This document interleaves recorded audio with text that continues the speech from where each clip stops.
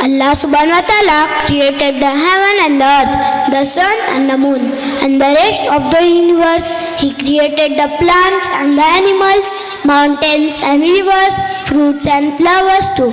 To speak more about nature, let's call Sister Riddhi Mirka from Senior KG class. Blessings of Allah subhanahu wa ta'ala be upon all of you.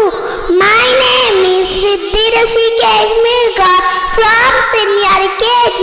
Today I am going to speak few words about nature. Nature is beautiful world that surround us. It includes flowers, trees, rivers, animals, sun, moon, and colorful rainbows, and many things. Even we humans are part of the nature. Oxygen and sunlight in the nature are also essential for life on earth.